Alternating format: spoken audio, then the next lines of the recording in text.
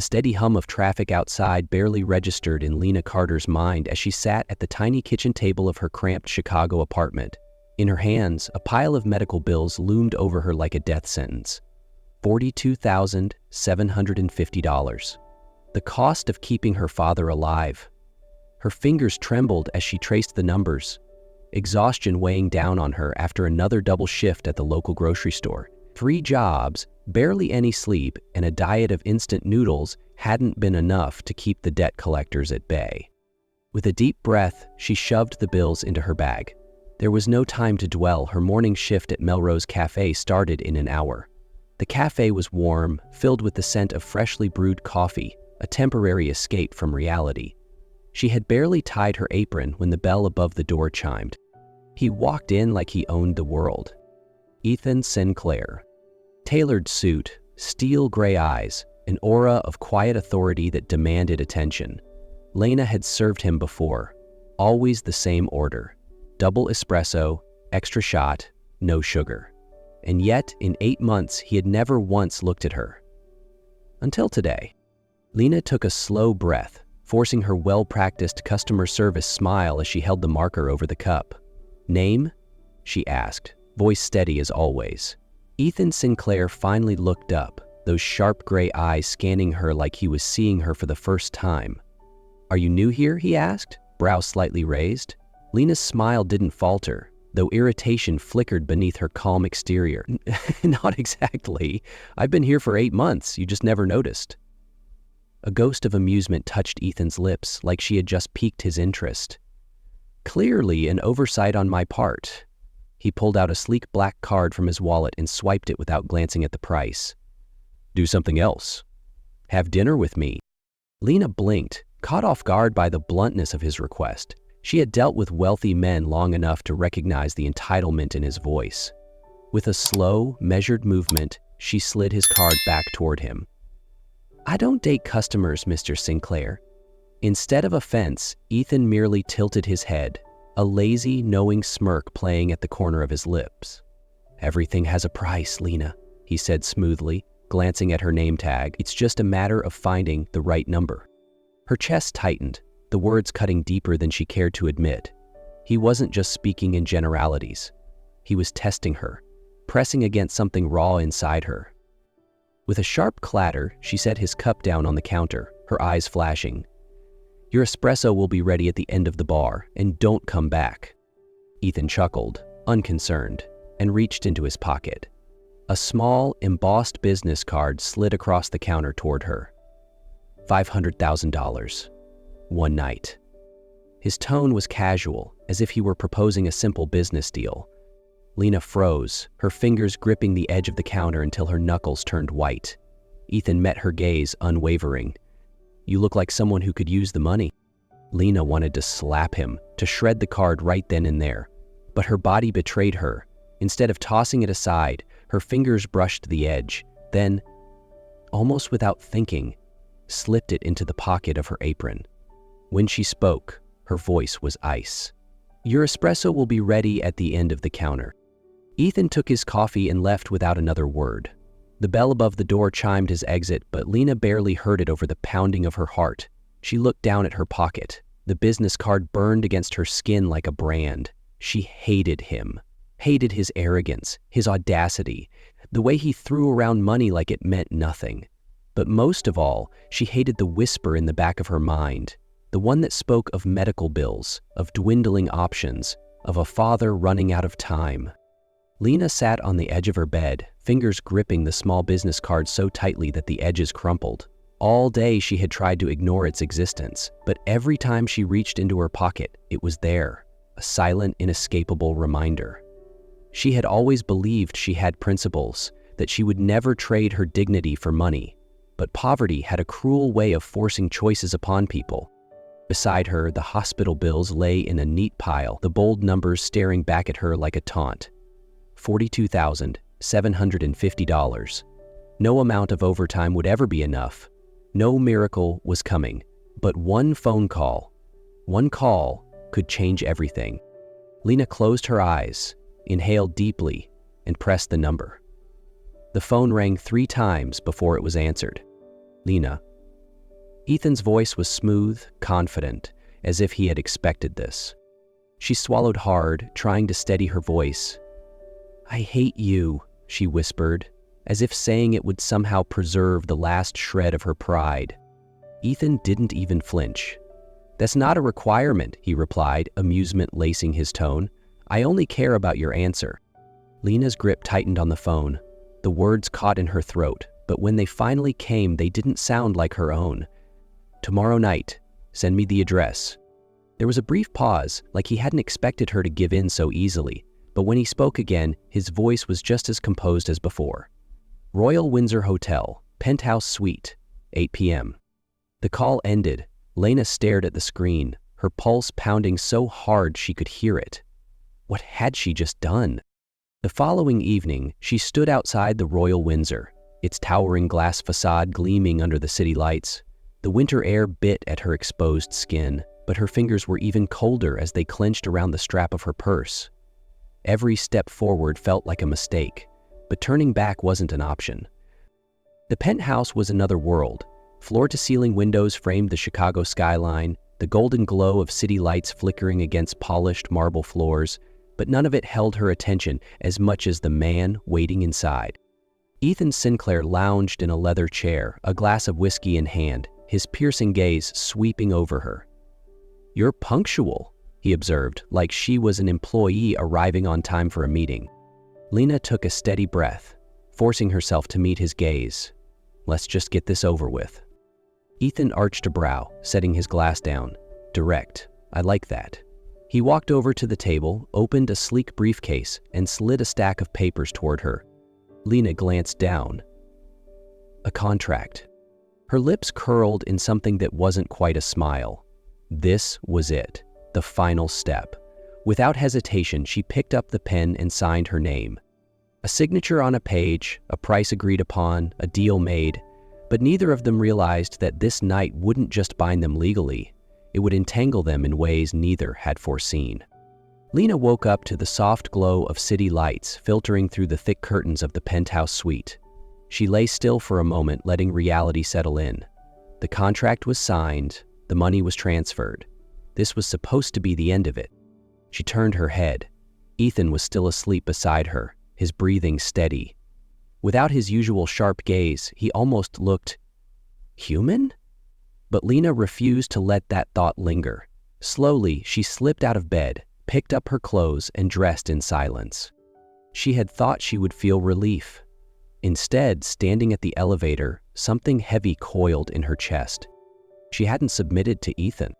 Last night, he hadn't commanded her, hadn't treated her like something he owned. He had watched her, waited, let her set the pace. Lena hadn't begged, hadn't whispered sweet lies. And when he pulled her close afterward, she had calmly, deliberately moved away. He had noticed. "You don't like being held?" His voice had been quiet, laced with curiosity. Lena had kept her back to him. "There's no need to pretend." For a long moment, he was silent. Then he let out a soft chuckle. "Cold, Lena." She hadn't responded. By the time dawn approached, she was gone. 4 days passed in silence. No calls, no messages. She told herself this was what she wanted, but somehow the absence felt heavier than she expected. She should feel relieved. She had done what she had to do. The money was in her account, her father's treatment secured, but at night, when the city lights flickered outside her tiny apartment, she couldn't escape the emptiness pressing against her ribs. Was it guilt, or something more dangerous? Regret? She shook off the thought. It didn't matter. She had made her choice. Then, Marcus Hale walked into Melrose Cafe. Lena tensed as he leaned against the counter, his smirk sharp.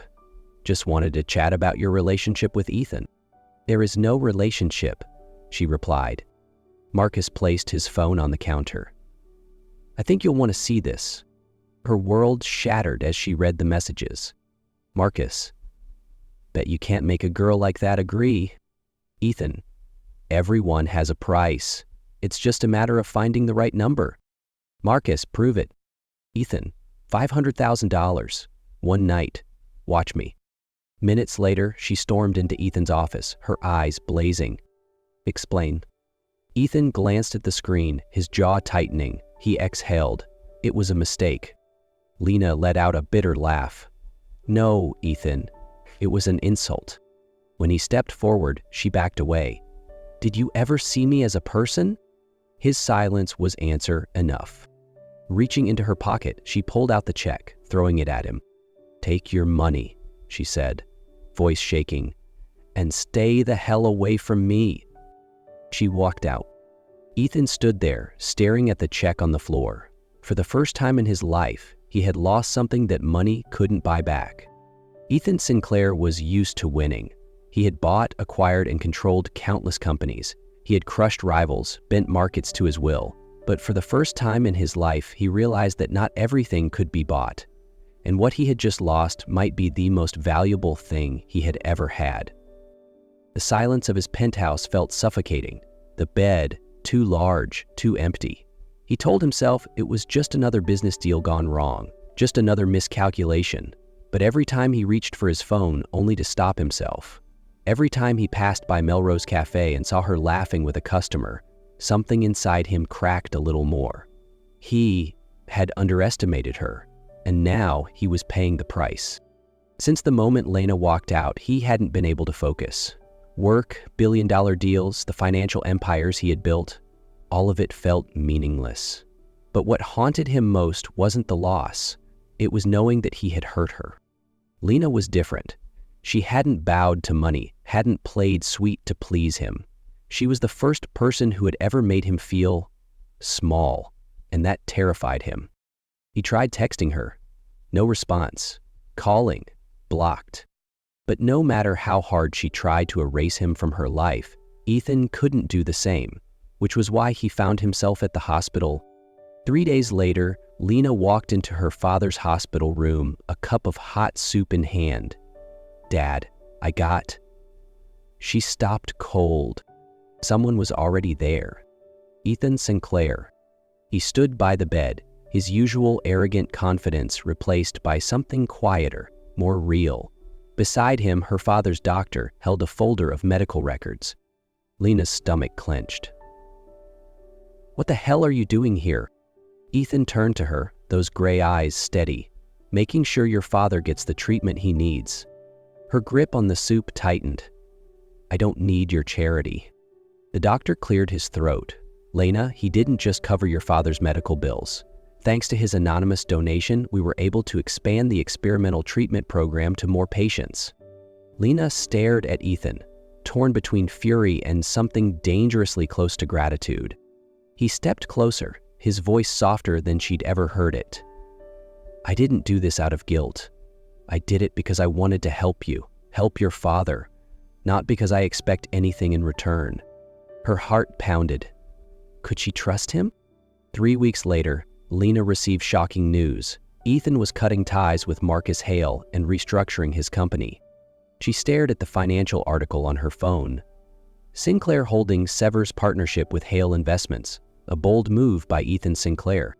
She didn't understand. Ethan never made decisions based on morals. He always prioritized profit. So why? The answer came late one night when a single text lit up her phone. From a number she thought she had blocked forever. I know I can't change the past, but I'm trying to be a man worthy of your forgiveness. If you're willing to listen, meet me. No contracts, no money, just two people trying to find their way back to who they really are. Lena sat frozen, her finger hovering over the screen. She didn't know if she could forgive him. But one thing was certain, Ethan Sinclair was no longer the man she had met 3 months ago. And maybe, just maybe, he deserved a chance to prove it. Lena stood outside Melrose Cafe, her eyes fixed on the message glowing on her screen. You're willing to listen, meet me. No contracts, no money. Just two people trying to find their way back to who they really are. She had read it at least a dozen times throughout the day. Most of her wanted to ignore it, but a small part of her, a part she wasn't ready to admit existed, wanted to know if Ethan had truly changed. She took a slow breath, her fingers hovering over the keyboard before finally typing, Tuesday, 8 p.m. Melrose Cafe closes at 7, but I'll have coffee ready. Ethan's reply came almost instantly. I'll be there." That evening, Lena sat in the empty cafe, the warmth of the coffee in her hands doing little to calm the unease in her chest. 7:58 p.m. A car pulled up outside and Ethan stepped out. No expensive suit, no commanding presence of a man who owned the world, just Ethan. Someone trying to earn a second chance. He walked in, unhurried, his usual arrogance replaced with something quieter. "You're early." Lena shrugged. "I work here." Ethan let out a small chuckle, one without mockery. "Where's the coffee?" She gestured toward a table near the window where two steaming cups awaited. They sat across from each other, and the space between them wasn't filled with tension, but with quiet anticipation. Ethan wrapped his fingers around the cup, watching her carefully before speaking. "It took me a long time to realize that not everything in life has a price." Lena's grip tightened slightly.